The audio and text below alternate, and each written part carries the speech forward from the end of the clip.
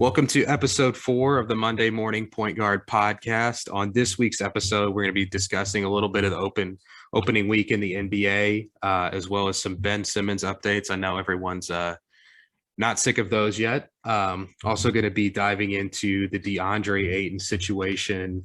And the NBA also just released their top 75 players of all time. So we're going to be talking about where we agree and where we disagree there. I guess diving right in with the Ben Simmons thing, it was kind of a roller coaster week for that relationship. Kind of started off, he came to practice, his first practice with the team. It looked like he was texting during practice maybe and just kind of like mailing it in on drills to like a hilarious level. Also not like participating in team huddles, just kind of walking away. Day 2 of practice for them, he actually gets kicked out for just outright refusing to participate in a drill. Gets fined. Anyway, now they've met. It sounds like they've kissed and made up. I still don't see how this is resolved anytime soon. Do you see a scenario where this gets kind of, I don't know, comes to its conclusion?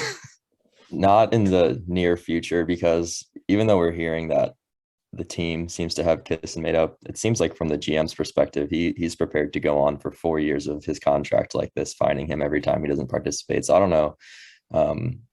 More he's kind of preparing for the long term. Like, we'll continue to find him. If we can't get a trade, it's either trade or just let him sit for the rest of his contract, which would be interesting if that played out for 4 straight years. I don't know if he would even be in the league at that point. I feel like he'd probably just retire. Yeah, I don't know. I don't know if you listened to Bill Simmons this week, but he and Jackie McMullen seemed to think there was maybe some mental health issues going on with Simmons. I think there's a case for that. Particularly with his meltdown in the playoffs, he just seems to kind of be struggling with the pressure of it. And now, he's saying his back hurts and he's not mentally prepared to play basketball. And so that's why he was out of last night's game and why he'll kind of continue to sit out, at least for the near future. There just aren't a lot of trades out there for Philly to kind of take advantage of. I wonder if in that meeting yesterday, Friday, if they kind of talked about, hey, like the best way for you to get traded is to kind of be a good soldier and play up your trade value, because we're not giving you away for nothing. So if you continue to sit out and, pout and, your value continues to fall, be prepared to sit here for the next 4 years. I'm happy they're standing up to him, to Simmons. I'm happy Philly is standing up to Simmons. We don't see that a lot with quote unquote star players. I don't know if we really consider him that anymore, but it sounds like ownership, the fans, Daryl Morey, the GM, they're all kind of on the same page with like kind of standing up for themselves and not getting bullied into trading him. Yeah, that was one of the original things Simmons came out and said when this started a couple months ago, is that it's not his job to fix his broken trade value, which I didn't agree with. And it would kind of make sense if that's how the meeting went. They said, if you want to be traded, you kind of have to, stop hurting your trade value by not coming to practice and being, just pouting about it. The back thing was interesting to me because I don't think he's been working out too hard with the team to give himself any sort of injury. Yeah, it was tightness in his back. It sounds like, oh, I don't want to play. I'm hurt. I can't play. Yeah. The mental thing makes sense because social media, when you're an NBA player, is just a horrible place to be, especially when you have a meltdown and when you play for one of the hardest fan bases out there. Yeah, you're talking about a fan base that booed Santa Claus yeah, back in the day. So I don't imagine they're going to be real forgiving of him. I know some people I've listened to are like, oh, once he has a couple of triple-double games and like big nights, like they'll be back on his side. I'm like, I don't think that this is a repairable relationship between him and the fan base. I don't think it's repairable from a teammate's perspective. I know his teammates are saying, yeah, we're going to wrap our arms around him as a brother. And like, when he's here, we're going to support him. But I think they're just saying the right things. I mean, I know if I were a player and I had a guy basically throw us all under the bus and kind of mail it in practice and not give a crap about the team or like the fact that we're trying to compete for a championship, that wouldn't play with me. I wouldn't, I wouldn't be, I would say the right things, I guess, like they are, but behind the scenes, like they can't be okay with him. I think probably every player in the league knows that it's BS, but they kind of have to say that, especially if everyone's working together to get him traded down the road. You kind of have to, you know, settle the Yeah. wounds there. So Yeah, I think they're in a similar situation. They'll be once if he ever starts playing again for Philly, they'll be kind of in a similar situation to like the Mavs with Porzingis, where I think it's in their best interest to kind of prop him up and make him look yeah, really good, even if it comes at the cost of a few wins, just to like try and get him out the door. that first game in Philly, if he ever plays, is going to be awful for him. He is going to get absolutely booed. He's going to hear from the crowd the entire game, I'm sure. Oh yeah, Even if they're winning.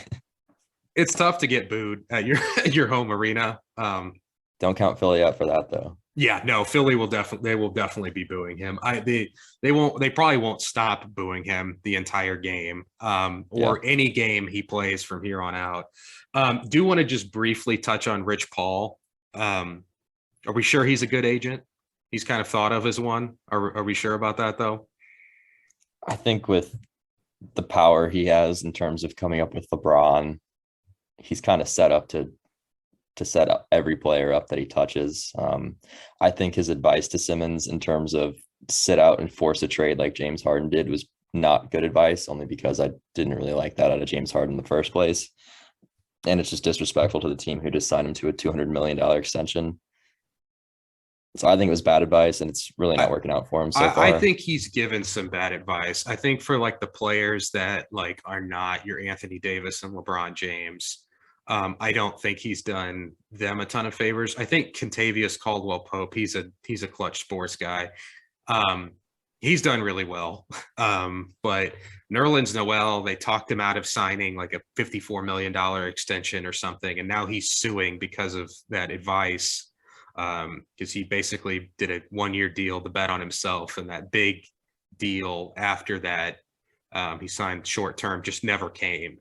I think Noel said he felt that he wasn't being treated, the same as he teaches other clients in terms of I'm sure reaching out to teams and getting him opportunities and stuff, which I mean, Nerlens Noel isn't going to sign a giant max deal like some of his other clients, but that's still an agent. Maybe at one point in time he might have, but certainly not anymore. And he kind of never played into that. But if Rich Paul was telling him, oh yeah, absolutely, we can get you big money, and then like, I don't know.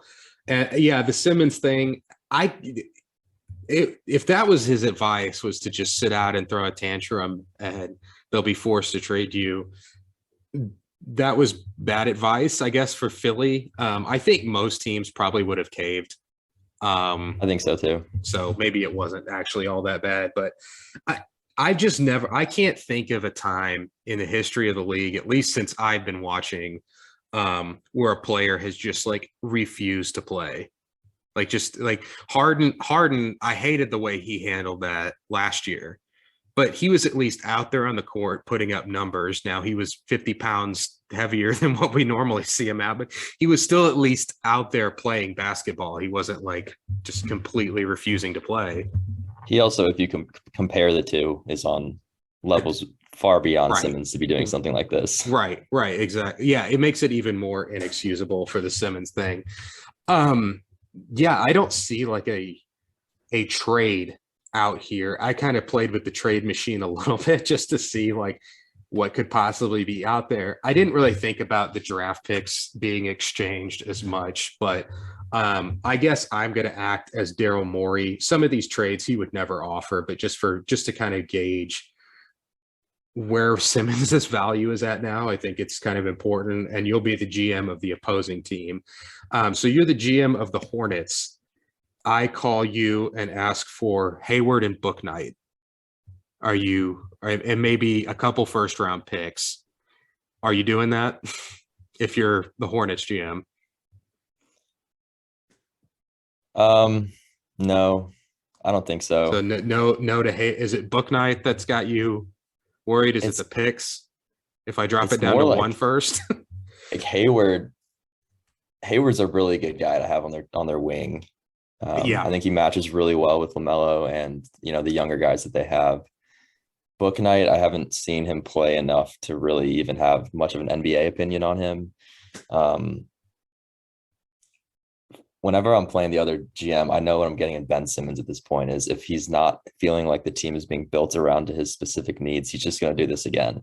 So I, Yeah, is it even a story if he's playing in Charlotte though?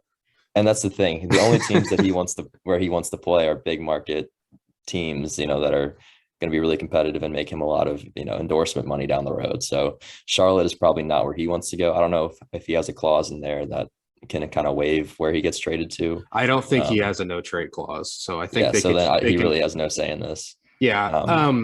From the Hornets perspective, yeah, I think Hayward is a better fit for their team. Obviously, Simmons is a lot younger, but if we're just talking about 1 year, are we sure that Hayward is even that much worse than Simmons? Like at this point, I mean, I think Simmons is probably at least a little bit better, but not enough to like be packaging a bunch of first round picks and your recent 11th overall draft pick who you feel good about. Yeah, and they already have their very well established playmaker on the team.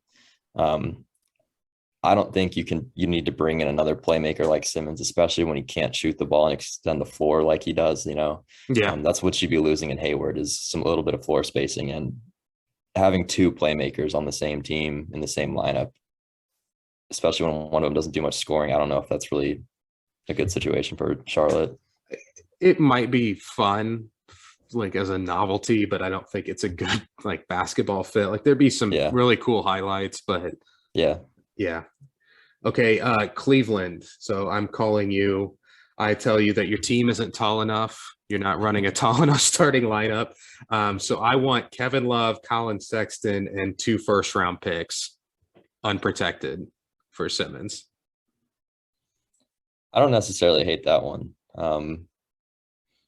You're throwing Simmons away to Cleveland, which I like. They seem to want to get rid of Sexton anyway, and you're getting rid of a terrible Kevin Love contract. So if you're Cleveland, your front court still is massive. I think you're upgrading in terms of Kevin Love versus Ben Simmons easily. Well, of course, it's an easy upgrade. Yeah. I don't hate that one. I feel like I don't think Morey would accept it though. Is the problem? Like I think as Cleveland, that's a pretty good trade. I think they would want. I think if you threw in maybe a 3rd first-round pick, or like maybe 2 unprotected first and 2 pick swaps or something, I think maybe Morey takes that because like he's just happy to have the assets back. They don't have a lot of their draft picks. I don't think Philly does. I think that's pretty good. Philly gets at least a good scoring point guard, and Cleveland's starting lineup would be a 6'10" point guard, 7-foot Markkanen on the wing, Mobley and Jared Allen. So that'd probably be the tallest lineup. I guess Garland, but I would rather see them throw Taco Fall in there just for the tallest lineup in NBA history. The Hawks actually low key have like something like they could offer for Simmons. So I want John Collins, who they can't sign right away because he just got signed, or can't trade right away because they just signed him to an extension. I want Collins, Hunter, and Kevin Huerter, who also just signed an extension, so they can't trade him right away. But this is like at the deadline. Are you interested in Collins, Hunter, and Huerter? I think I'm making Simmons. Collins untouchable if I'm Atlanta, just because of what we saw out of the playoffs from him, and they're in the running for a contending team in the East, so you don't really have to switch your lineup up too much when you're like that. I wouldn't trade Collins for Simmons either. Collins, it stretches the floor. I don't know that you need another playmaker alongside Trae Young. I think kind of at least offensively, the more he has the ball, the better. Yeah. We could also do a Bogdan Hunter Huerter trade, but I would probably, if I'm Daryl Morey, want some picks back. Yeah. I don't think Philly does that. I know Philly has said no, but I still think that this is a decent deal. Kyrie for Simmons, straight up. Yeah. The only thing to worry about is if Philly's going to go to the playoffs and play Brooklyn in the conference finals. They lose Kyrie for 3 or 4 games. And if they happen to go to the finals and play the Lakers, they lose Kyrie for 3 or 4 games. In terms of just switching the two, I feel like you're getting one problem for another. If Kyrie just gets one sense of feeling bad about it, he's going to sit out the rest of the season. So in terms of contract and skill, it definitely adds up. But in terms of the actual players and their characteristics, I feel like no one even wants to get close to that. Yeah, if Philly could just clear the Simmons cap room and sign someone else to like a max deal, then I think even the Kyrie thing kind of makes some sense. But their cap situation, like they're already dipping into luxury tax. If they let a Kyrie walk or Kyrie level salary, like a 36 million a year salary walk, they can't re-sign or sign another guy for that amount of money.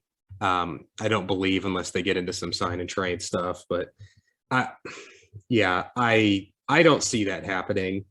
Kind of like what you mentioned with I imagine the COVID restrictions will change because they've changed rapidly. I feel like they're changing all the time. Yeah, I mean, we could see that swap. I doubt two teams in the same division are going to want to make a trade. Well, Morey has said he'll hear about the stars from every team except for Brooklyn, which makes sense because they're a competitor in the East. So why would you trade? Yeah, he doesn't want to make them better. I actually do think Simmons isn't a horrible fit with Kyrie and Durant. I mean, not Kyrie, there's Harden and Durant. Plenty of scoring opportunities in Brooklyn for him to not have to worry about it, which is why it would be so good. A versatile defender would be really helpful for them. Yeah. Okay, Chicago. We'll say that the Bulls, they get off to a really slow start this year. I think they're already 2-0. But we'll say the wheels completely fall off. I want Levine and Derrick Jones Jr. for Simmons. Jones That's Jr. just for the salary fit. That's the only way. Chicago seems to really be committed to Levine. I know this is his contract year, so we'll see how they really feel about him. I've heard they don't want to offer him a max. I don't disagree with that. I feel like when you're trading away, a max. He absolutely will get it. He's been one of the top 10 scoring options in the league for the last few years. Yeah, so you're losing that. You do have Lonzo as your playmaker and a really good defender, so you kind of beef up the defense there, but you're losing your primary scoring option for someone who's not going to come up with that. I don't know who would really make up the difference if that were the case. I think DeRozan. I think you would hope DeRozan would if you're the Bulls, which I think he's capable of, but maybe just for this season he's capable of that because he's kind of getting up there in the years. So yeah, I don't know how much longer he's got, like a pseudo all-star level. I don't think he's like DeRozan is like an all-star guy, but he's in the conversation. Like I wouldn't be shocked if he made an all-star team. Maybe not this year, but just in general. I mean, he's made a couple. I'm probably saying no. I think the only one I'm saying yes to so far is Cleveland. Yeah. And if I'm Cleveland, I have no idea what their GM is doing in the first place, but if I was a rational thinking GM, I don't really know that I want Simmons with Allen and Mobley. That seems weird to me. But who knows what he's thinking. He's probably just like, oh, another big, tall player. Like, who can't shoot. Let's sign him up. Yeah. There's not a lot of floor spacing when in the lineup to begin with. And when you put Simmons in there, it's like you're barely working with any court at all. Yeah, Rubio is, I think, one of their floor spacers right now. Like when they run certain lineups, because Okoro isn't like spacing the floor either, and he's got to play. I don't know. Okay, the Pistons. I don't really see Morey offering this deal, but you could do a Jeremy Grant, Killian Hayes, Josh Jackson, and maybe some firsts for Simmons. I can't see Morey doing that one. I kind of like it more for Philly though than I do for Detroit. I mean, Grant and Hayes are two pretty good options. Hayes is young enough to kind of experiment with him at the point guard, and then I don't think Hayes plays for you if you're Philly. You don't think he plays? No, I think they like Tyrese Maxey too much. Yeah. I just don't. They've got like a pretty deep rotation in Philly, and I don't think Hayes would be playing more than 10 minutes a game, if even that. For Philly, I don't think they really need to add like a lot of like depth pieces. Like I don't think they want to trade if Simmons is $1. I don't think they want 4 quarters. I don't think they'll get like a 1-for-1 trade. I think it will be more of like a 75 cents on the dollar thing. So I don't think they want in that scenario 3 quarters to Simmons's dollar. I think they would probably rather just take the 75, the 75-cent coin if that exists, for the Simmons dollar. Yeah, I think probably the only 1-for-1 trade out there is Kyrie or Lillard. If I don't think the Kyrie thing even is realistic to think about. In Lillard, I guess we'll have to wait and see how he's feeling at the deadline. He said yesterday that he's not planning on leaving Portland. Like he just straight up said that. So he's said it every year. So I mean, he keeps re-signing there. So he means it. But I don't know. They don't build around him like they need to really compete. And it's hard to do in the West, but it doesn't seem like they've really made good moves to show that they're trying to improve his situation. So, but that doesn't mean much to him, I guess. There aren't a lot of moves for them to make, kind of like what we discussed in the preview video. Like they're kind of inconsistency on their philosophy, whether they're trying to hold on to young guys. I mean, they've held on to their young prospects when they could have cashed them in for like some cases all-star level players from what I remember, but at least like real difference makers at the very least.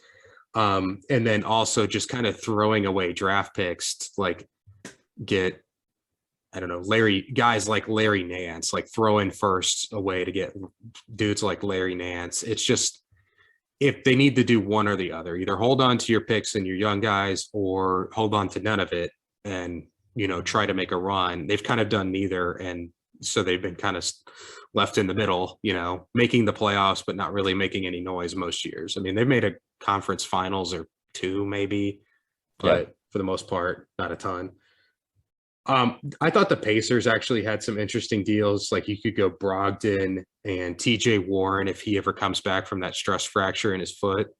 Brogdon and McConnell. I mean, if you're interested in Miles Turner, like you can kind of have anything, but I don't think you'd want to beat and Turner on the same court. No, I don't think you would want Turner. But if I were Philly and I called you and I want Duarte, Brogdon, and TJ Warren, who's on it expiring, and you may not want to resign because of the injury stuff. Are you interested at all? Or if you don't want to give me Warren, I can take McConnell and get the McConnell Philly reunion. Yeah, so if in Indiana, Sabonis and Simmons on the same court. I don't love it, but I think it's okay. And they're not really a team that's, contending, or that I see as a contender. So, why not experiment? Yeah. If I'm Indiana, like I could kind of see that. I wouldn't be opposed to it. Do you think Indiana would ever give up Brogdon and Sabonis for Simmons? Because that's probably what Morey's going to ask for, is the 2 of them. I don't think they would give up Sabonis, and I wouldn't give up Sabonis in a 1-for-1 swap for Simmons. I wouldn't either. I think at this point, Simmons is definitely more talented, and if you're Indiana, it gives you a chance to get like a blue chip talent guy. But given what we've seen from Simmons, like he just kind of hasn't capitalized on that talent. He's probably, for being one of the most talented players I've seen, he's done almost as little as possible with that talent. The most impressive part about that is he's made 3 all-star teams by doing it. Yeah, I mean, he was a no-brainer number 1 pick in my mind. Yeah. I know you liked Ingram a little bit more, but I was just like, if he improves just a little bit, like you're talking about a multiple-time all-star when he was getting drafted, and then he didn't improve at all, which I don't think anybody would have seen coming. He hasn't improved on anything. I mean, coming into that draft, he was the next Magic Johnson, which it's hard to come into the league with a comparison like that. And his defense, at least, is his undisputed first team all defense his every year. defense So, has improved. yeah, Because that was kind of a pain point for him in the draft. I remember. I think it was more of an LSU like, why would I bother thing while he was at LSU. yeah. But yeah, in the NBA, he's been an excellent defender. I saw Duarte had a big night the other night. Yeah. Maybe Indiana isn't interested in I wouldn't give talking him about away him. after the start he has. Yeah, 27 in his first yeah, NBA game is incredible. I yeah, think he hit a couple threes. yeah. He's a good shooter. Didn't see any trades with the Heat, obviously with the Jimmy Butler thing, and also just getting the salaries to match. Doesn't really work. Same with Milwaukee. Like they don't really have anybody that they would be willing to trade to make a salary match work to get Simmons. I don't think Milwaukee would entertain even the thought of a trade. They're a contending team. Why would you even mess up the lineup? I don't think Miami is looking to make any huge moves here, at least. I think they want to see how the Kyle Lowry thing works out. And then obviously if Oladipo comes back and looks decent, I think they would then be willing to like maybe entertain some trades to shake up the rotation. But after what we saw with their opening night in Milwaukee or in Miami, but playing Milwaukee, yeah, I don't think they're going to want to shake the boat too much. It looked good. They should stick with what they have. Yeah, the only guy I didn't like was Morris. I mean, he is just a black hole. If you throw him the ball, the shot is going up, and it's just it rarely goes in. It feels like the Knicks, I think, actually are a decent spot for Simmons. I think the pressure situation probably isn't, but I think the Knicks are ready to make a trade for something. Now, I had Fournier, Noel, and Knox for Simmons. I'm sure you could throw Toppin in there instead of Knox if you were really wanting to. I'm sure there's a Derrick Rose situation, or I don't know. You could kind of take your pick. Besides RJ Barrett and Randall, I think would probably be the untouchables for New York. At least for Simmons. I think Barrett would be available if you could trade for Damian Lillard or Bradley Beal, but I don't think that they would make Barrett available for Simmons. Yeah, the Knicks seem to be legit. The two games that I've watched them. If I'm New York, I'm not giving up Randall, Barrett, or D Rose. I think Kemba Walker could be moved in that deal. And I don't even really hate his fit on the Knicks, because I think if you get Simmons and Randall on the floor at the same time, one is a ball handler, one is a playmaker. Randall gives you more scoring options than Simmons would in terms of where he is on the floor. The Knicks, yeah, I'd entertain it. I think if you're Philly, I think if you go with the Knicks deal, I think you're going to have to get some draft picks back.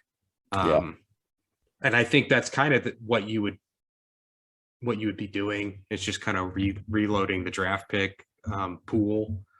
So I don't think they really need to do that.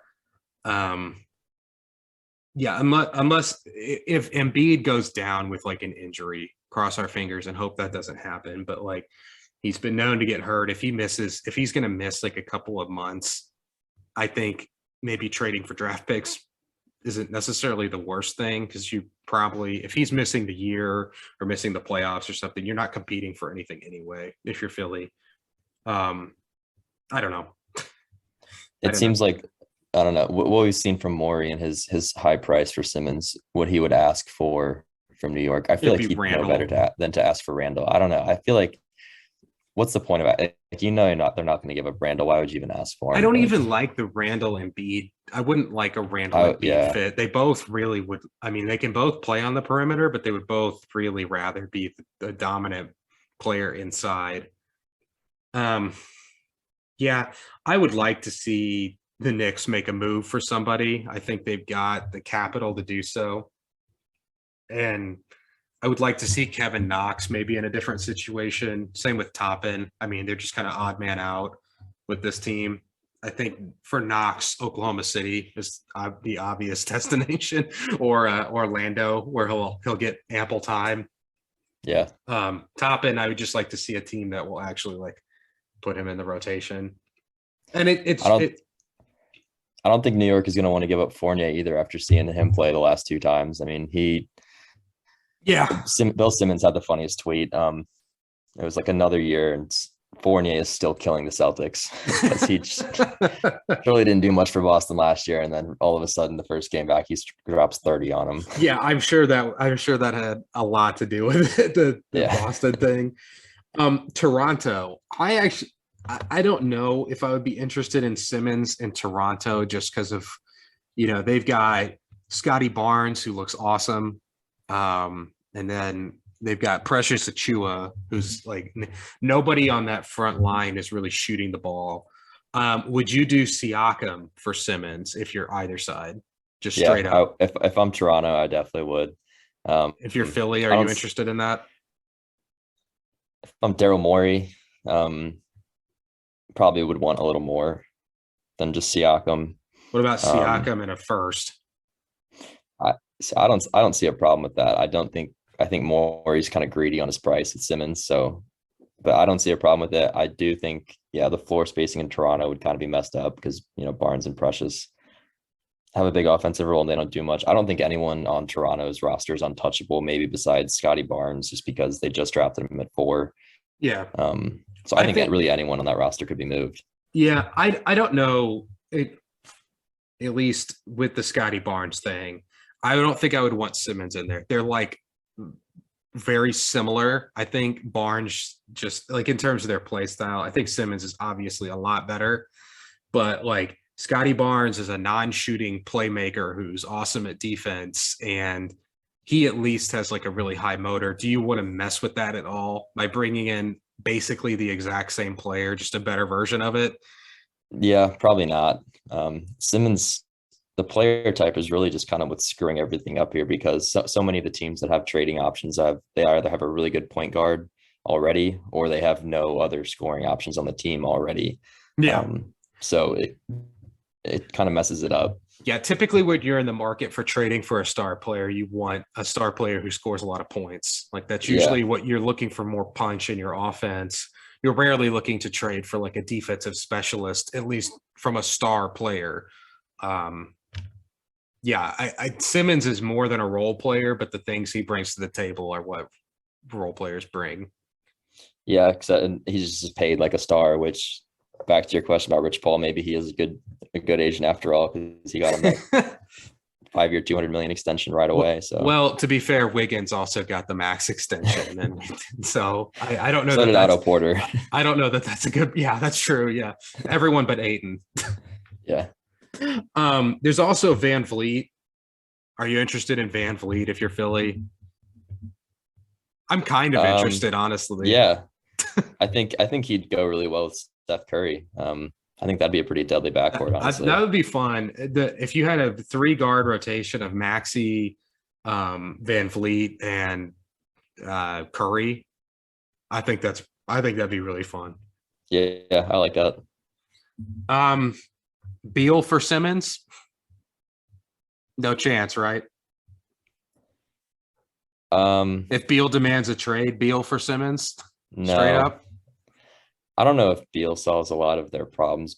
He would definitely add, another scoring option, like an elite scoring option to their lineup, but I don't think he's going to really get them to the next level in terms of playmaking or defense. Beal's just kind of a dribble scorer, ISO scorer, can kind of get the other players involved, but not really.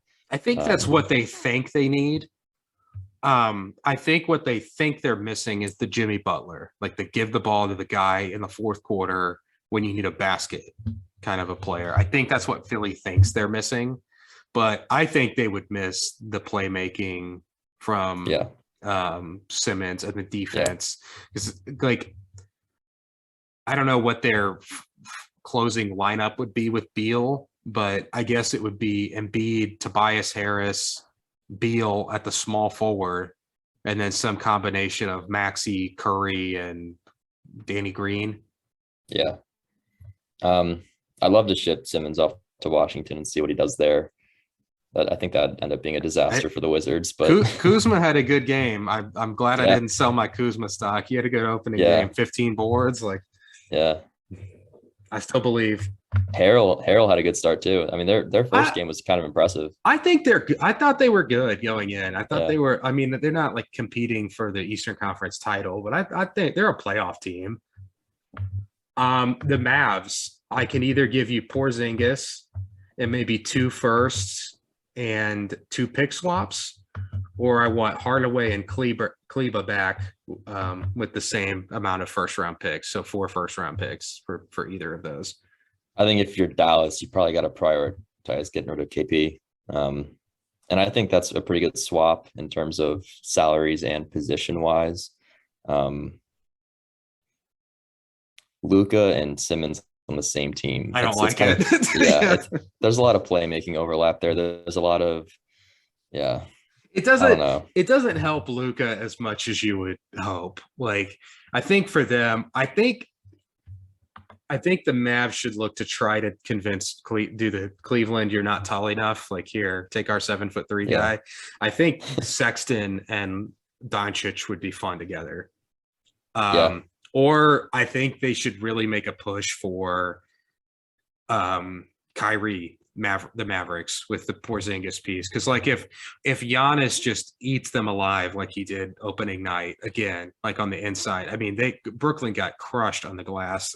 I kind of just had the game on. I wasn't really paying close attention to the stats, but it felt like just watching the game without the numbers, it felt like they were just getting manhandled inside. So if Brooklyn is like, wow, we really don't have this is going to, at some point, we're going to have to go through Embiid and Giannis. Like, maybe we do need a big center. Like, maybe you could talk them into Porzingis. I don't know. Yeah. I mean, there's what has there been so far? We've gone through most of the teams here so far, and we've seen one trade with Cleveland, and we're not even sure Cleveland would want Simmons. It's really not even a good fit for their lineup. So I don't know. Yeah, we're really just kind of running out of teams here. The Nuggets, I didn't see anything that they would want to do. I'm going to skip one of these teams for now. Well, actually, no, I won't. The Warriors. I know they're kind of torn internally about Simmons. If I wanted Draymond, Poole, and Kuminga, would you do that?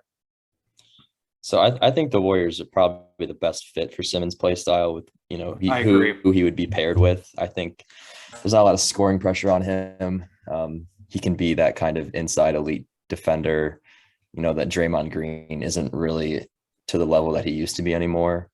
You miss a lot of intangibles giving up Draymond in terms of with that team and the leadership on that team. So I don't know if that's something they take into account. Kuminga, I think he's, still an early draft pick that you kind of got to see him play a little bit before you have like a real opinion on him. Jordan Poole, I don't know if I'd want to give him up though. I would want Jordan Poole if I'm Daryl Morey. So yeah, I don't know. Wiggins. I think I'd take Poole over Wiggins if I'm the Sixers. Yeah. Yeah. Well, salary wise, like Poole is making nothing. So you can kind of just throw him into whatever deal. It basically comes down to like, if you're Philly, would you rather have Draymond or Wiggins? Yikes. Because that's the way it just kind of has to be. And I'd probably almost rather have Draymond because he's a veteran. He's been in the finals. He can kind of bring that fire to the team and it keeps them competitive. Whereas Wiggins, you don't really know what you're getting out of Wiggins. You are inheriting a bad Draymond Green contract.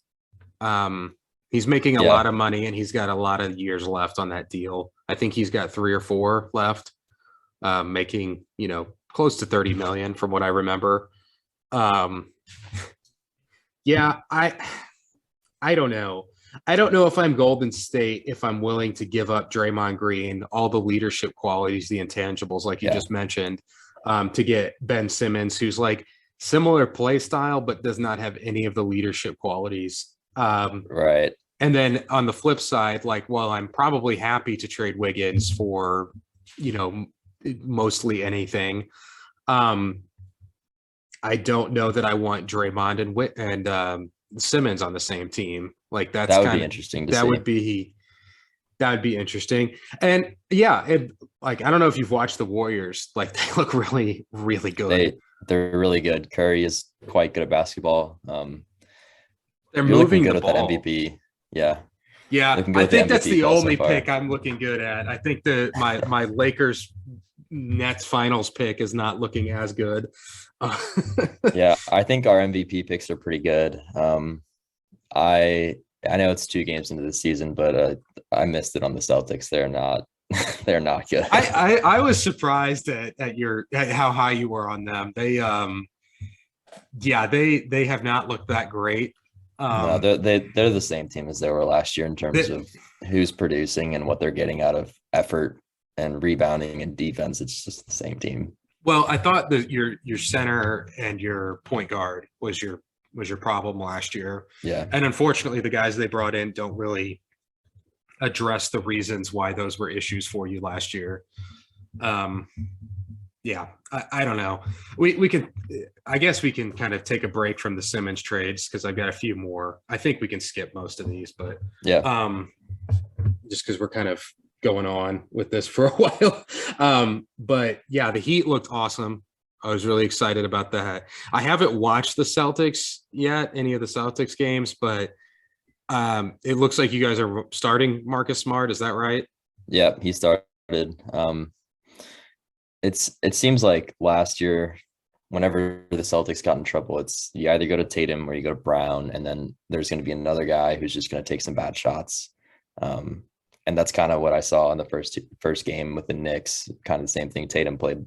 He wasn't consistent. Brown was going off, but Schroeder would take some jump shots that I thought were too contested. Smart took a lot of looks, and Smart was actually making a good amount of his shots, but I never know if that's yeah. Yeah, I never know if Marcus Smart making shots is good or bad for the Celtics because if he makes a couple, then a couple just atrocious ones are incoming. Yeah. Yeah, I don't it's not going to be a fun year, I don't think, but it is only 2 games in, so we'll see what happens. They were I didn't feel like they were very tough of a team last year. Like they got blown out a lot, which I think is never a good sign. Well, the Raptors beat them by 30 last night. Oh, I didn't even see that. Yikes. Boston scored 83 points. That's tough, man. Brown must have just come what did Brown have? 9? I don't know. I know. Yeah, he didn't. Tatum, I think, led with like 18. Yikes. He started off on fire. I think he had 10 in the first. I think he only missed. I think he was 4 for 6. I think the bummer about your team is you pretty much need a 50 combined, 55 combined, from Tatum and Brown to be competitive. Yeah, Brown had 9, 3 for 13, 0 for 7 behind the line. Smart 0 for 6, 0 for 4 behind the 3-point line. That's tough. Neesmith, who's supposed to be our go-to 3-point shooter, missed both of his threes. Just a rough night overall. I've been surprised by Neesmith. I thought he would be good. I thought he would turn out to be a really good, guy to insert in your lineup for catch and shoot situations and, maybe run a play to get him off the screen and get a look, but he hasn't really. It's only his second year, so who knows what he turns into, but it's been a little underwhelming. Yeah. I guess back to the Simmons stuff. Rockets, I don't think have a trade. Clippers, I don't think really have a trade. Grizzlies and Lakers didn't really have much. The Timberwolves, D'Lo and McDaniels and 2 firsts for Simmons. I don't think so. I don't think Philly wants D'Lo, so we'll kind of breeze through that. The Timberwolves. Ingram for Simmons for the Pelicans. If I'm the Pelicans, I don't want Simmons and Zion on the same team. Yeah, I wouldn't either. Yeah. Shea Gilgeous-Alexander for Simmons, straight up. I think they'd have to dig into that plethora of first-round draft picks. You think if I were Oklahoma City, I'd be wanting some picks back. Yeah, I'm sure Presti would do that. I wouldn't want to just give Shea for Simmons straight up, or I wouldn't be giving Shea and picks for Simmons.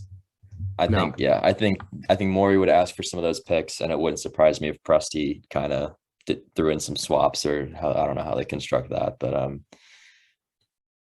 yeah, I think Philly would win that trade if they made that trade. I do too. I think Shea is better, and I think Shea seems to like, I know, didn't they have 1 year in the playoffs with him where he was kind of fun? It was when Chris Paul was there. No, it would have been before Kawhi. Was he on that? Yeah, he was on that team that kind of gave the Warriors a little bit of trouble. It was like when Shea was with the Clippers, are you saying? Yeah, when Shea was with the Okay, Clippers. that was his rookie year. Yeah. Yeah. No, you're thinking of Eric Bledsoe Hmm. when he was with Chris Paul for the Clippers. Yeah, Shea was there that year that like Gallinari and company Yeah. kind of made a run at the Warriors, like the Durant Warriors. They gave him That's like why I a was tough series. surprised that they traded him away right after that, right after the playoffs. I thought he was for sure their future point guard of the future. I don't think they would have, but Kawhi said, like, if you trade Yeah. for Paul George, I'll sign with you. Yeah, I'll So, sign like, from there. to Yeah. trade Shea Gilgeous-Alexander for Kawhi Leonard and Paul George was kind of a no-brainer. I mean, because Yeah. I know they just traded him for Paul George, but you effectively got Kawhi too. The Blazers, if I'm the Philly GM and I call you and I say, I'll give you Simmons, Thibault, Maxey, and a first-round pick for Damian Lillard. Yeah, that's pretty good. I don't Lillard is, one of the best point guards. I don't know if you want to give him up for anything really, especially if he's going to be that committed to you. I mean, he does make them competitive every year, at least competitive in some way. They should never really be getting past the first round, let alone making the playoffs in some years, but they always are. I think that has a lot to do with Lillard and what he's established on that team. I think in terms of skill and what is being brought to your lineup, that's really not a bad trade. Yeah. I could see at least if he was not happy about his situation, I think that's definitely what happens. But he seems to want to stay there, so I don't know. Yeah, as long as Lillard is happy, I would not trade him. Yeah, if he's saying he wants to stay there, why would you give him away? Yeah, because if someone's saying they want to stay in Portland after what Portland has done for him, I think you just got to hold on to him. Would you trade McCollum for Simmons if you're Portland? I don't think I would. In a 1-for-1? Yeah. No. Yeah. I mean, that's kind of what it would have to be. I mean, and that's the thing is like a year ago we were talking about Simmons for Harden.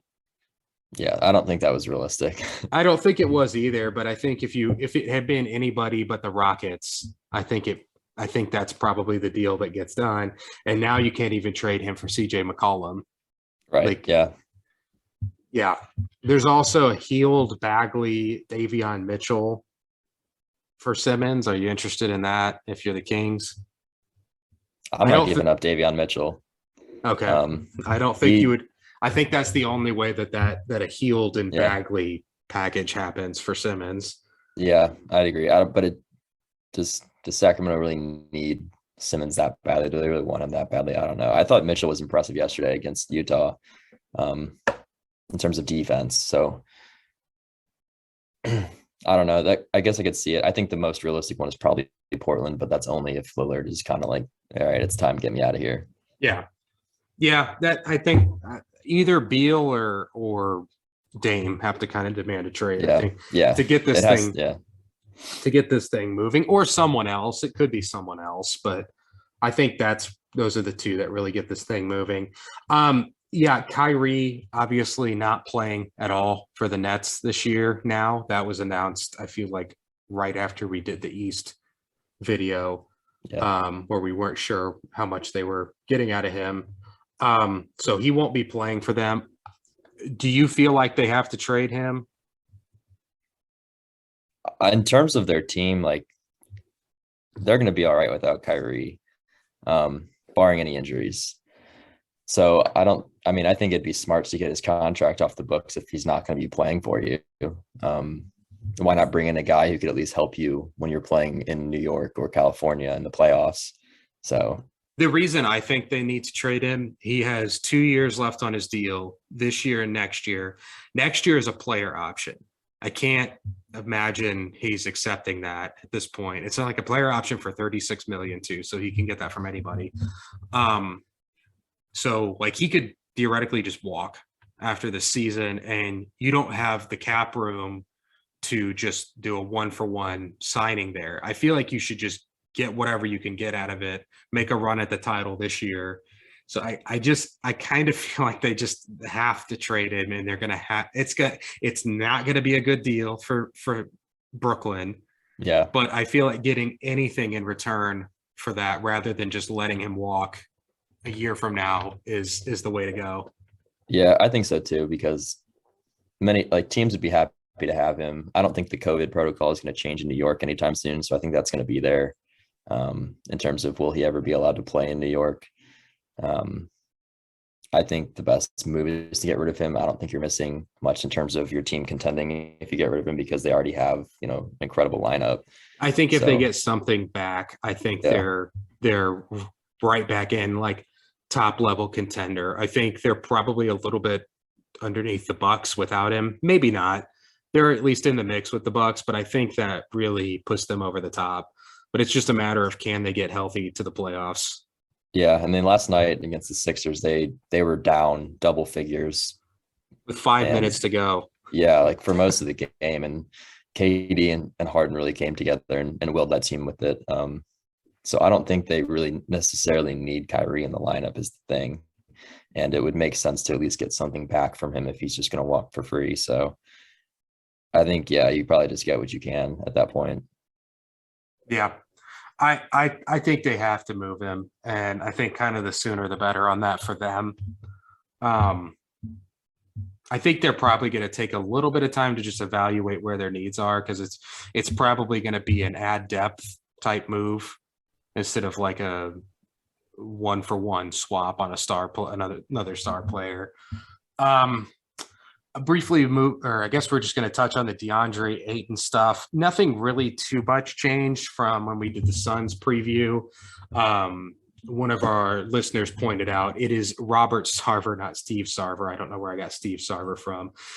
One thing that they did do is they signed Shamet for 4 years, $43 million. So they were happy to spend 4 years, $90 for Bridges and 4 years, $43 for Shamet. I guess just briefly, who were they bidding against with the Shamet deal? Was anybody giving him 4 years, $43 million? I don't think so. I don't know. I'm happy to give him 4 years, 43. Really? I don't you know. are? I like Shamet a lot, but I just don't understand why you're signing those two guys before you lock up Ayton. That's the thing to me. The only thing I'm concerned with Shamet is like he's been passed around like a white elephant Christmas gift. Like nobody seems to want to commit to him. I suspect there's a reason for that. I'm not concerned about the amount of money on the Shamet deal, more the years. I mean, you are committed to him now. And if he can't play, like if we find out that he's just not actually that good, like you're stuck with that now. Yeah, you are stuck. If he blows up, you could at least maybe package him down the road if you really don't want him in your lineup. I guess so, but I think it's going to be hard to talk a team into, like if he's terrible this year and you need to get rid of him, like getting a team to sign up for 3 more years of that is just not. It's going to be tough. It's going to be a ship him off to Oklahoma City with some draft picks situation. I did want to touch back on the Joe Johnson similarities. So back, I kind of just was trying to do it off the top of my head during our Western Conference preview period. And I was in middle school when all that was going on. So I was misremembering some details. So the Suns, after the 03-04 season, they didn't have a good year. I think they shipped off Marbury like in the middle of the year.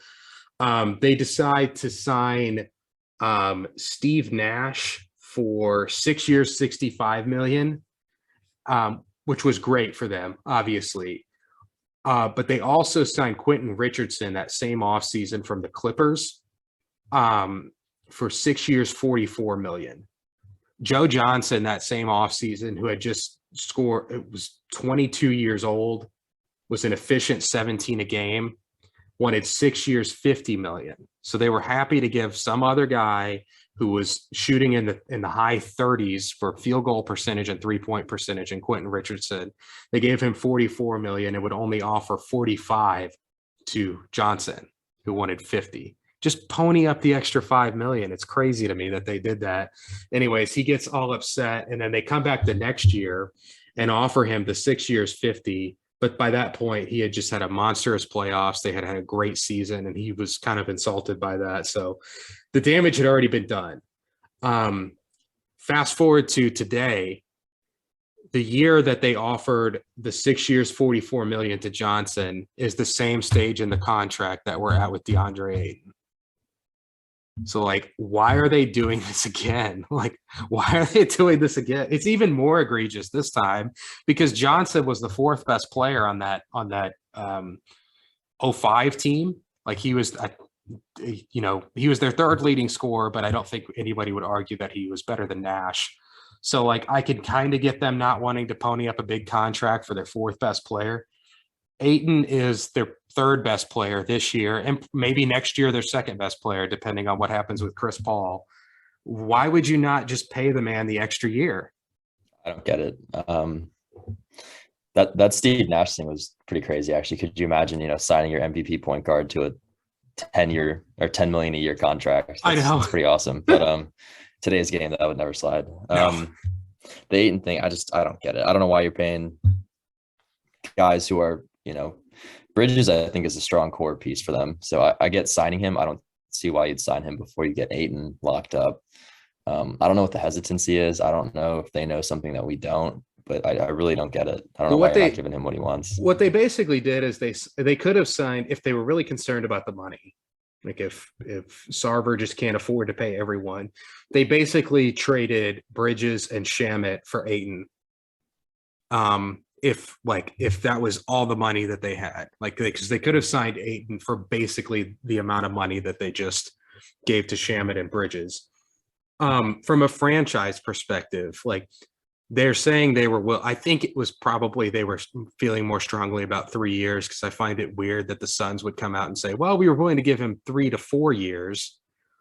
I think they're probably more leaning to 3, but if we do agree that they wanted to give him 4, what difference does the extra year make? That doesn't, if he ends up getting hurt or he doesn't develop and it's a bad contract, you're in a rebuilding point anyway. So what difference does the one extra year make to just keep the guy happy and run it back for a title year? I mean, it is so eerily similar to this Joe Johnson thing, except I think it's worse this time around. They're going to have to give him the 4 years anyway when someone offers him a 4-year deal and they're forced to match it. So I really don't understand. And so the thing with it is if Chris Paul is not around in, 3 to 4 years, you don't get Ayton signed. So some other team might make a run for him. Your team's not looking that great in terms of contending in the West anymore. No. And what happened with the Johnson thing, the way it ended up, he ends up going to Atlanta. He ends up making several all-star teams with Atlanta. He wasn't an all-star. I misspoke on that too. He wasn't an all-star in Phoenix, but as a 22, 23-year-old, 17 a game scorer on pretty efficient shooting, seems like a guy you would want to bring back. But the way the Johnson situation resolved is he just told them not to match. He's like, I don't want to be here anymore. Just don't match the contract. I think they got 2 firsts back and Boris Diaw. So it wasn't like a complete disaster, but you still would have much rather had Joe Johnson to Boris Diaw. Yeah, and I don't sense that Ayton's unhappy in Phoenix at all in terms of, except for this. Well, they're going to make him unhappy. Joe Johnson was really happy in Phoenix until they did this. Yeah, and that's what I kind of feel from Ayton is he really liked the team. Obviously, they were in the finals. They're, young core. The core is really good, and they have an awesome leader in Chris Paul. So why would you be unhappy unless they just kind of mistreat you the way they are? Which could all change pretty soon. I have no idea. Do you think they're planning to trade him? I don't know. I don't know why you would. I don't know what you think. I mean, any team would be happy to take Ayton, I'm sure. Bill Simmons had something. He thought maybe they would swap him for Miles Turner and maybe get some picks back from Indiana to kind of reload their draft pick situation. I don't know why you would want to do that, but why? Yeah. That's what he thought maybe the move was. Maybe they think they can get a cheaper center who does some of the same things. if Turner was maybe in his second year and we hadn't seen him kind of stagnate for the last 3 or 4 years, maybe you can consider that. But Ayton is 23 years old, I think. Like, I just don't. I know he looks like he's 50, but like he's. no, I just don't know I why don't know you why would you would do that. Why you would give up like a potential franchise level point guard for I mean, a potential franchise level center for, just why you would risk that. Yeah, that's beyond me. Maybe new ownership, if that happens in the near future. Yeah. There's some drama with the Robert Sarver piece. We don't know much at this point, or at least I haven't looked into it too much. But the Suns are denying that any behavior has taken place. But we'll see what happens with that. I know myself and probably most of the Phoenix Suns fan base would not be that upset if he ended up having to sell the team. Yeah. And I mean, the accusations against him are, I think, racism and sexual misconduct or harassment. And I kind of just saw that in the NFL with Gruden. I mean, he got kicked out right away when that came out. So this is not an NFL podcast, so I may be misspeaking, but I remember something similar happening a couple of years ago with the Panthers owner, where he was accused of racism and he ended up having to sell the team. Yeah. I don't know. Obviously, Donald Sterling is like the most and you haven't heard a peep out of him since that happened. So no, and he was kind of asked to sell the team to, I don't know, depending on how bad it is, that situation was pretty awful. And like, yeah, I'm old enough to remember when the Clippers were like a complete joke as a franchise. Like, it's still weird to me to think of them as a competitive team because like when I was a kid, like really young, they were still practicing in like a community college gym. They didn't have their own practice facility. So I think that probably had a little bit to do with the selling of the team for them. Like if he had taken really good care of that franchise, I still think they would have probably forced him to sell the team just due to the nature and volume of his comments. But I think the fact that he was not a good owner to begin with probably was like, okay, like enough is enough. That was kind of at the Clippers' peak too, in terms of, they had Chris Paul in his prime, they were Griffin in his prime, DJ in his prime. They were finally like a real team. Yeah. They had a couple years, I feel like in the mid 2000s where they were fun, but for the most part, they're one of the older franchises and they've been like a complete joke. I guess let's wrap it up here with the top 75 stuff.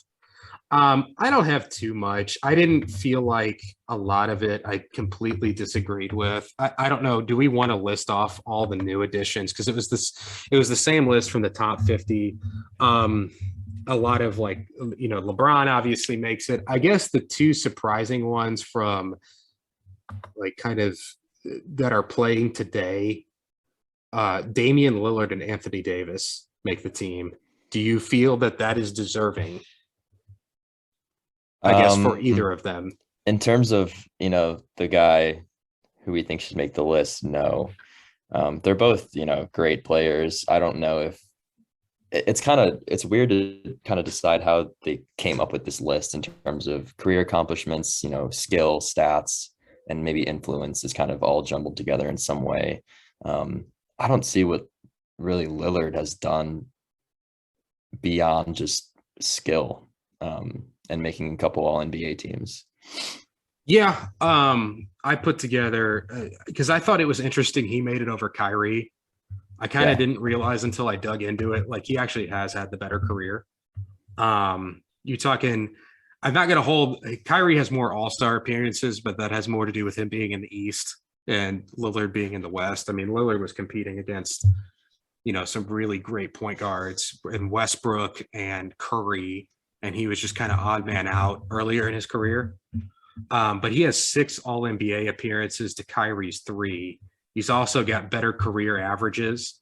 Kyrie has the championship, but I think that has more to do with LeBron than Kyrie. And I think that's the only kind of argument for putting Kyrie in in the top 75. I don't think I'd put Kyrie in there either. I think he's kind of destroyed every team he's touched in terms of his relationships with them. So if you think about him as the main guy versus Lillard as the main guy, like it was a disaster. Lillard's winning that every time. It was a disaster in Cleveland before LeBron got there for Kyrie. And then the Boston thing, they were better without him. Yeah, they had a better year without him. Yeah, and Lillard has kind of carried some really weird Portland teams to the playoffs, and they're in the playoffs every year in the West. So I get it.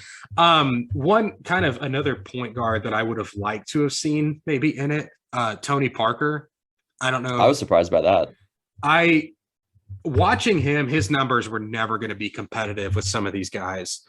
But that was due to like the style of play that they had. But when he was at like his peak, he was one of the best point guards in the league. I always thought he was super underrated. There were very few guys that during his time that I would have taken over him at point guard. Yeah, and he was, I mean, part of that core that won 4 or 5 championships. I don't know if he got all 5. I think he had 4. He had 4. Yeah. 4. Yeah. So, I mean, and he was a big piece of that team. So I was surprised to not see him on the list for that reason. Ginobili was another one that I would have wanted to see on the list. And Paul Pierce made it.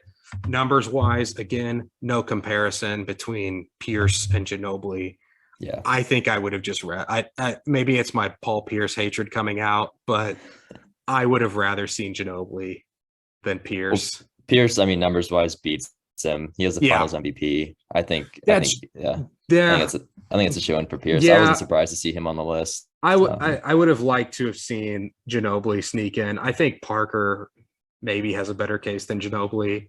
Maybe not. I don't know. It's close, but yeah, I wasn't really too upset by any of the picks. I mean, I think Damian Lillard over Tony Parker, that's probably fair. Yeah, it's skill wise, I would, but yeah, it's really play style back then was different, and Tony Parker's role with the Spurs is much different than Lillard's role that he's played with the Blazers. Yeah, that's true. I would take probably Lillard as a one option over both Parker and Irving. So, all right, you've convinced me on the Tony Parker thing. Maybe he didn't belong. I hope him and Ginobili are in the 100 when we do this again in 20. I think they would be. The thing I was thinking yesterday about the Lakers is they currently have 4 guys who are in the NBA top 75 all time. They probably should have 5. I think they should have 4. I just think 2 should have been swapped. I don't think Davis is there yet. I don't think Davis is there either. I don't think he's done enough in his career. He's been hurt a lot, and kind of like McGrady was left off. I think McGrady's like a fair comparison a little bit. I mean, not really, but Davis has had some injuries that have kind of held him back. He was also on a really trashy organization in New Orleans for a while. So yeah, the comparison between Dwight, I could not believe Dwight Howard was not on there. That was the one I was like most offended by, I think, or like, I don't know what it is, but 8 times all NBA, 5 of them on the first team. He was, led the league in blocks twice, 8-time all defensive team. I don't know how people forgot about that. He's a ring now. Yeah, I really don't get it. There for a stretch, I mean, he was the league's best center, and it was a pretty long stretch. And when is the last time you've seen a center lead a team to the finals? He was the last Magic team. Yeah, he was the last one that I can think of anyway. Unless you want to count Duncan as a center. But he didn't really. He didn't do it alone, though. It wasn't leading the same way. Yeah, those Magic teams were just built for Dwight. But I mean, he was. I mean, he's one of the best defensive centers of all time. Like 3 straight defensive player of the years, I think it was, and like a monster on the glass. And he gave you good offense. I think for Dwight to not be on there, it's a lot of recency bias because he's been basically a role player for the last few years. Also, it's a case of what he didn't do. Like when he was dominating, we were all wondering when he was going to develop the post game or when he was going to, develop offensively. He never did. He just he never really put together a post game to speak of. He was always just a lob threat rim runner. And Nowadays, that's fine. Like that's exactly what you want your center doing. But back then, we were still kind of thinking your center should be able to score in the block, like just kind of post up and dump it down to him and score. He was kind of the last old school center I feel like we've had.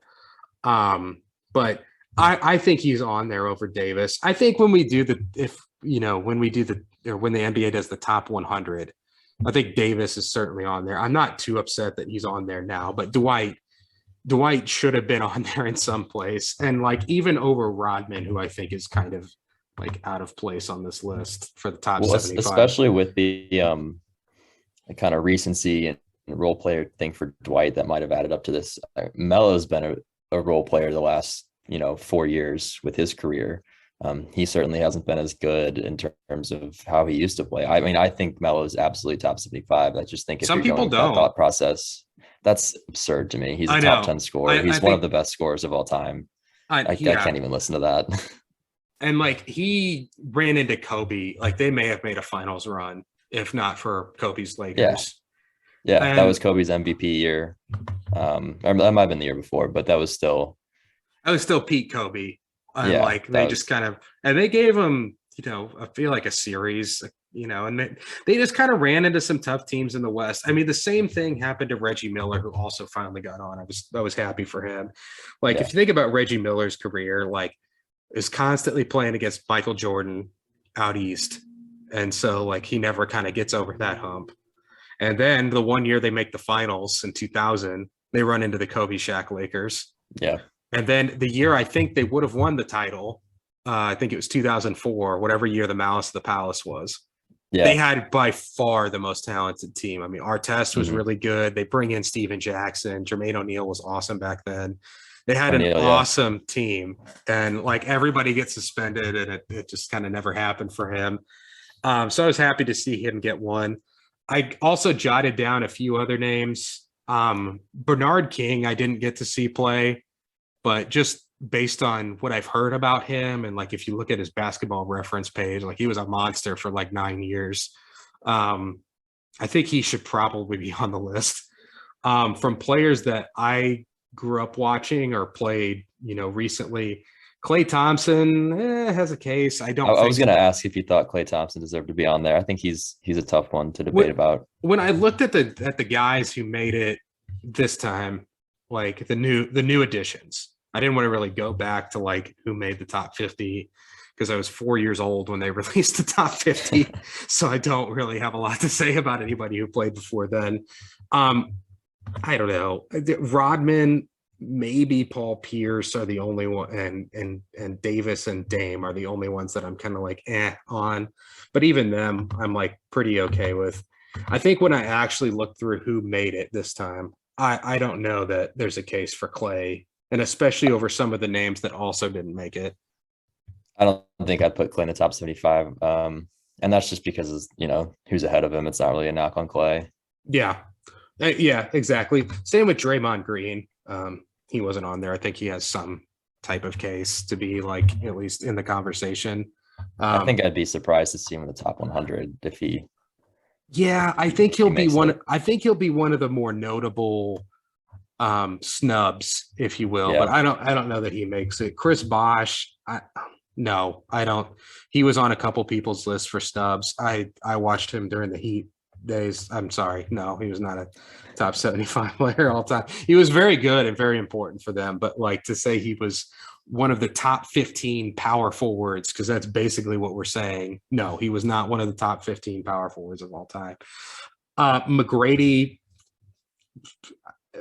has a case, but I don't think he ever won a playoff series in his whole career. No, he really never, in terms of team accomplishments, he never really kind of built a resume to be considered in the top 75. I think that if he didn't get hurt with the way he did and had a full career, I think we'd be talking about him as top 25 all time.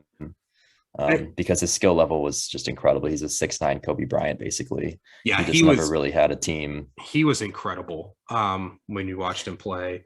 When he was right health wise. Grant Hill was also on some people's lists for if Grant Hill doesn't get hurt, he signs with Orlando and it's him and McGrady and neither get hurt. I think there's probably a championship in there. Grant Hill was a Yeah, and the thing with beast. Orlando is they never really kind of lined everything up because once they got rid of Shaq, I think they got McGrady like the following year. Yeah. And then they got a couple good years out of him. Grant Hill gets hurt. They don't really get to align those players. And Well, then once they get rid of McGrady, Dwight Howard comes in. So they well, never really got to, there's also put some those guys story with the together. McGrady signing that Tim Duncan was going to sign there. And Oh, wow. it was I going hadn't heard to, oh, you should look into that. I don't remember the specifics, but they were basically going to have Grant Hill, Tim Duncan, and Tracy McGrady.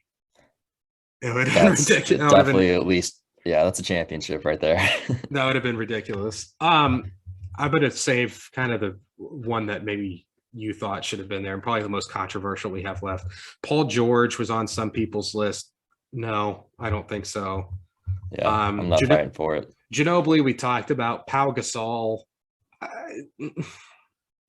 top 15 power forward of all time. He's in the mix, but I don't think he's quite there. Yeah. Alonzo Mourning. He had oh yeah, go ahead. Back with Pau Gasol. Well, Pau had a really good like 4 or 5 year stretch with LA, and he was Kobe's right hand man. No credit for leading the Grizzlies to their first franchise playoff. Yeah, I wasn't around for much of his Grizzlies run. I wasn't really into it back then, but I was really young, but the Grizzlies were a complete travesty of like a franchise for like most of the time they were in existence. I mean, it was really not until the grit and grind Grizzlies that they were like a respectable team. Like they were just a complete laughing stock, kind of like the Bobcats used to be. Yeah. I think Gasol has a case, not as strong as the guys who made it. I don't have enough to say that he's not. So if I'm going to gripe about Rodman being on here, then I wouldn't put Gasol over Rodman. Alonzo Mourning, kind of the same thing as McGrady. It was like when he was right and when he was dominant, like he was awesome, but it just wasn't for long enough. And obviously that's a little bit of bias on my side because I love Alonzo Mourning. Ben Wallace, no, that was on some people's lists I saw for snubs. He was just kind of like Rodman. He's a lot like Rodman play style wise, like just awesome on defense, and you don't get much else. But like Rodman was better at that than Wallace. A lot of the things with people who like we think are snubs, there's a good amount of guys who we haven't really seen because they played in like the 60s or 70s on a team that wasn't really historic, so we don't know much about it. So it's hard to say like someone deserves a spot over them when we don't really know much about them. That's why I kind of didn't want to talk about anybody who didn't just make the most recent list, because I didn't see any of those other guys play with the exception of Shaq, who kind of was the controversial pick at the time because he'd only played at the league. Yeah, that was like 96, I guess, whenever they did the top 50. Yeah, so he had been in the league 4 years, I guess. Yeah. That was it makes me feel old because I do remember when they did that, because I remember playing NBA Live. They were always like, oh, so and so most recently named to the Marv Albert and the Czar would make a comment about how so and so made the all 50 greatest players. And that's when they were like, when NBA Live was the good basketball game. I had a couple of those. Exactly. I'm sure some people who might listen to this might not even. Like, what the hell is NBA Live? Last guy who I kind of had on the potential snub list, Vince Carter. You thought he should have made it. He's a top 20 scorer, and I know his last like 10 years weren't, superb, and he was kind of a role player, but I think the longevity of his career, he's a top 20 scorer. He was kind of an icon in terms of the athleticism that the NBA is now.